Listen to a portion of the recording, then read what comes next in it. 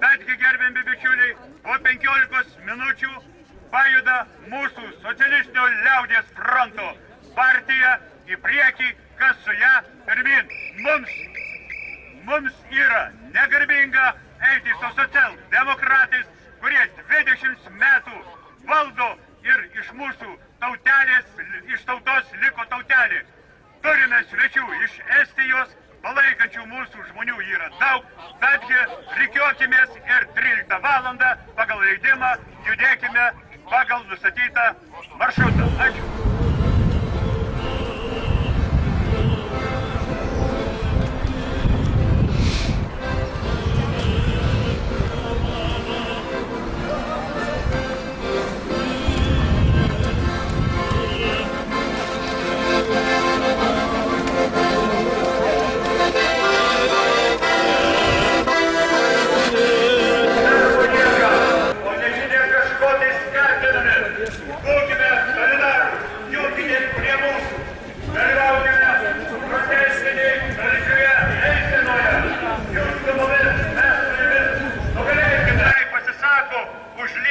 Už nepriklausomybę, už dorą, kurio šiai dienai nėra. Deja, patys matote, nedaug ko reikėjo pamojuoti socialdemokratų balionais, orkestru, kuris kainuoja pinigus, ir vėl socialdemokratai ten ir jie vėl kartu. Jungimės prie socialistinio liaudies fronto, reikalaukime savo teisių, pilietiškų ir žmoniškų.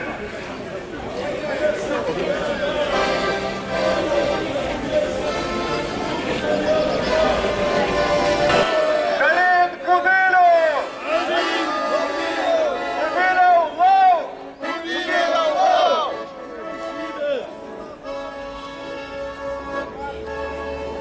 Dabar prie mikrofono kviečiu Lietuvos darbo federacijos pirmininką Vydą Puskepalį. Taip pat prašytume arčiau prie tribūnos pasiruošti ateiti ponę Grasildą Makarevičienę. Labą dieną! Labą dieną! Šį mitingą rengė Lietuvos koordinacijos profesionalų centras. Prašau, ponas Palecki, netrukdyti.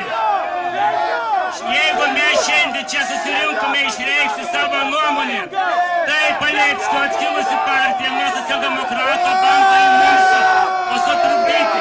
Ir jūs dar kalbate apie vieningumą. Kur jūsų vieningumas? Jūs dar norote iš dirbančiųjų gauti palaikymą. Mes čia šiandien susirinkome tam, kad pasakytume, kad mes esame vieningi. Tačiau matome, kad mūsų tarpe yra ir provokatorių, kurie net nenori įsiklausyti. Gerbėmėjai Lietuvos žmonės, kalba socialistinis liaudies frontas. Iš tikrųjų, vien tik tai socialistinis liaudies frontas yra išties nauja, vienintelė kairioji partija, kuri gina tiek pensininkų, tiek jaunimo, tiek visų darbo žmonių interesus. Aplinkui matyti daugybę baltų, kapituliantiškų socialdemokratų vėliavų.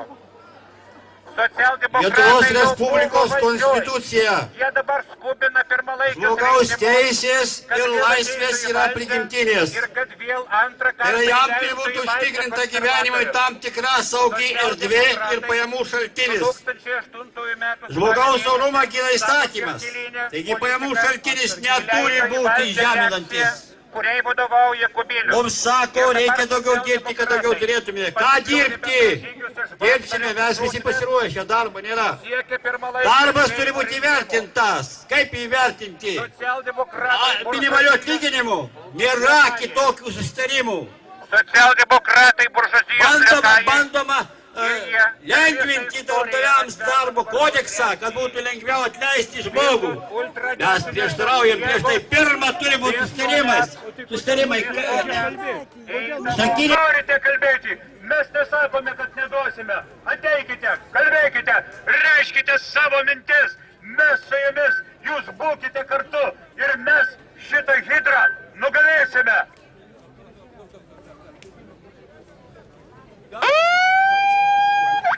Dar kartą aiškinu visiems bičiuliam, draugam, kolegom ir visiems kitiems.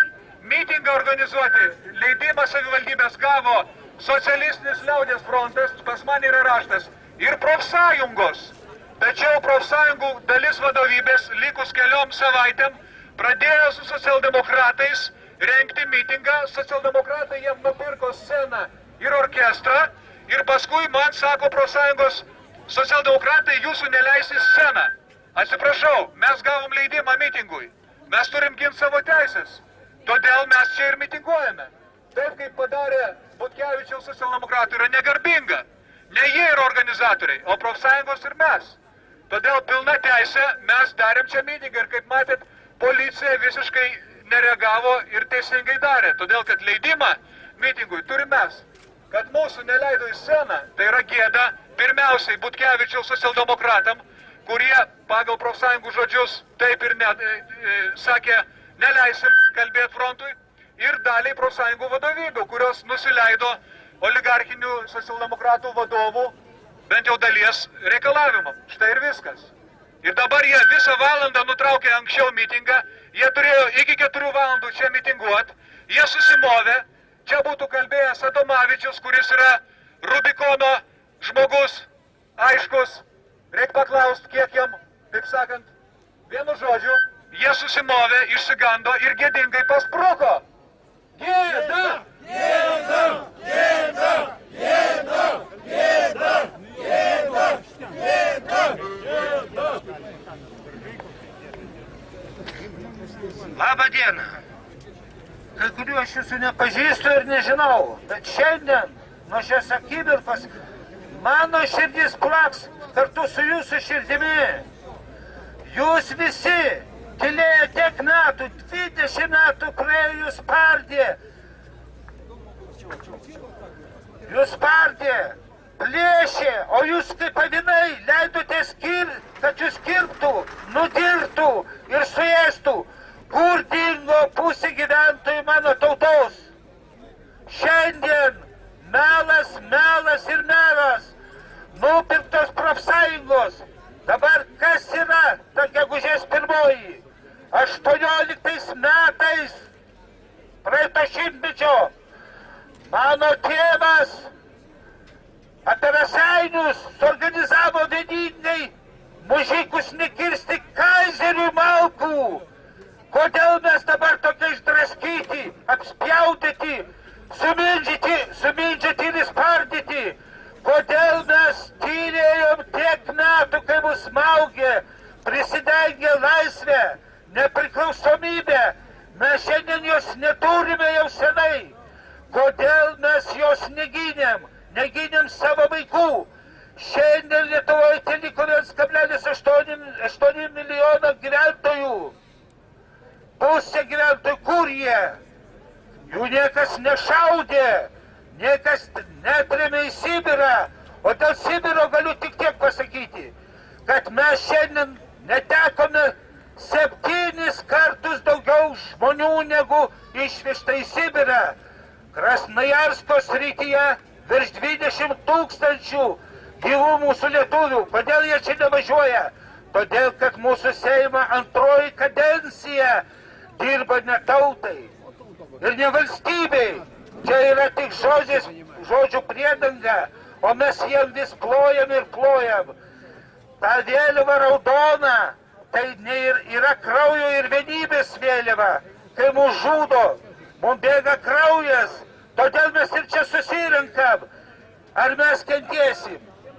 Žmonės, gerbėmieji, kentėti jau užtenka, jau mūsų neliko, vaikai į užsienį išgrūsti tik tam, kad 4 milijardus čia siūstų litais, 4 milijardus, todėl kas mėnesį kelia kainą šildymo, paskiau seimūnai įsidalina ir važinėja po visą pasaulį, kur lietuvių koja niekad nėra buvusi. Kas jie, ką sukūrė jie? Jie mus plėšė ir plėš, jeigu mes savinai. Kirpo, dyrė odą ir suėdė. Dabar užpylėm visą pasaulį savo vaikais. Seniai liko. Ir tuos senius plėšė ir plėš. Todėl, kad mes nevieningi. Profsąjunga neleido man užlipti ant šitos pakilos. Kodėl? Bijo ne manęs, bijo jūsų. Šiandien ateitis priklauso ne nuo manęs, o nuo jūsų visų.